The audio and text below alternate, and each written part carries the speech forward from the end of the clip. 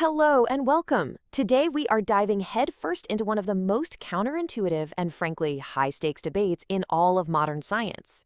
It's a topic that affects everything from nuclear power to the x-rays you get at the dentist. See, for decades, we've been told one simple thing about radiation safety. Any dose, no matter how tiny, is bad for you. It's a rule that's all about extreme caution. But what if it's just wrong?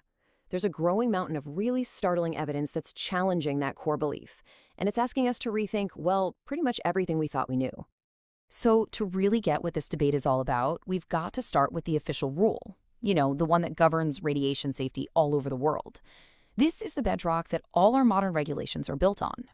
Okay, so this principle has a name. It's called the linear no threshold model, or LNT for short. And honestly, it's pretty elegant in its simplicity. The model basically just assumes a straight line relationship.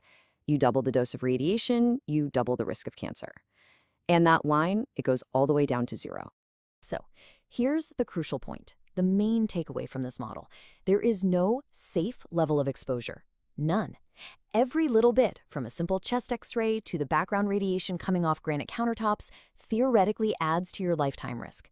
It's a model that is completely built on the idea of absolute zero-tolerance caution. But here's the question that really gets to the heart of this whole debate. What if that simple, straight line is wrong? What if biological reality is way more complex, and our bodies just don't react to this kind of stressor in such a simple, linear way? And that brings us to this competing theory. It's called hormesis, and it suggests something pretty radical. Yeah, large doses of radiation are absolutely harmful, no question. But very small doses, they might actually be beneficial. So instead of that straight line of harm, the graph of risk might actually dip below zero before it shoots way up. The best way to think about it is like exercise. A small, controlled stressor doesn't just damage your muscles, it actually acts as a trigger. It kicks our body's natural protection and repair mechanisms into high gear. And the end result is we actually become stronger, more resilient. So how does this actually work? Let's zoom way, way in, down to the cellular level, and see how a tiny bit of stress could possibly make a cell stronger. In the science world, they call this the adaptive response. The idea is that an initial low dose of radiation acts like a priming dose.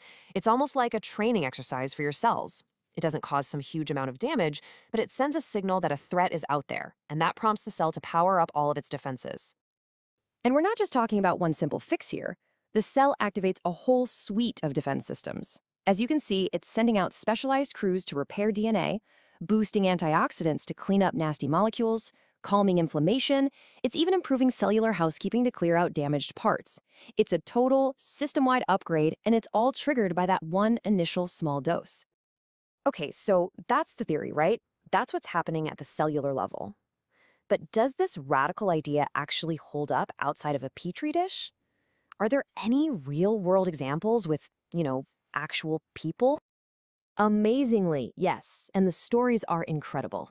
In Taiwan, thousands of people unknowingly lived in apartments built with radioactively contaminated steel for up to 20 years. Now, according to the LNT model, their cancer rate should have gone through the roof. But instead, their cancer mortality rate plummeted.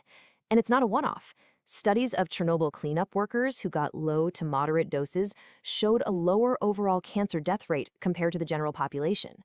I mean, these are just stunning contradictions to the official model.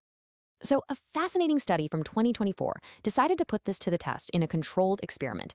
Scientists took mice to a place called Ramsar in Iran.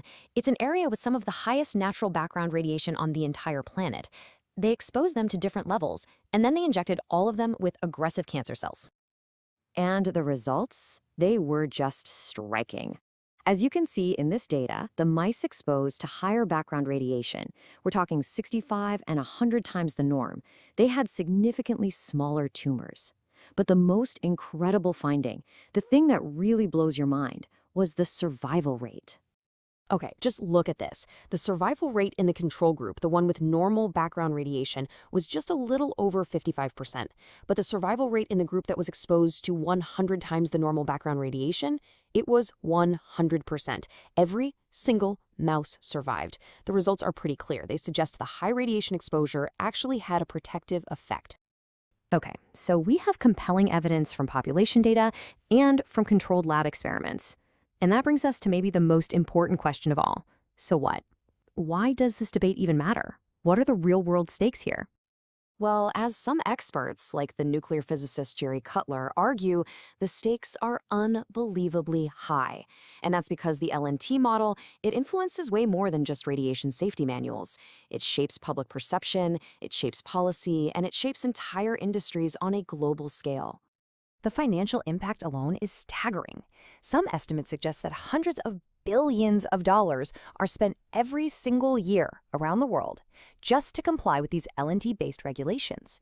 That's money being spent to reduce radiation exposure down to levels that might not only be harmless, but could potentially be beneficial.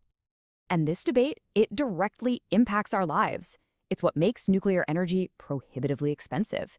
It has led us to abandon promising low-dose radiation therapies for diseases like pneumonia, and it fuels what's called radiophobia, this widespread fear that can cause way more harm than the radiation itself. We're talking about deaths during panicked evacuations, like we saw at Fukushima, to people being too scared to get vital medical scans. And so at the end of the day, we're left with this really fundamental question. Our official model for radiation safety, it's built on a simple, cautious assumption from a century ago. But as the science starts to reveal a much more complex, adaptive relationship between our bodies and radiation, isn't it time for our rules and our thinking to adapt as well?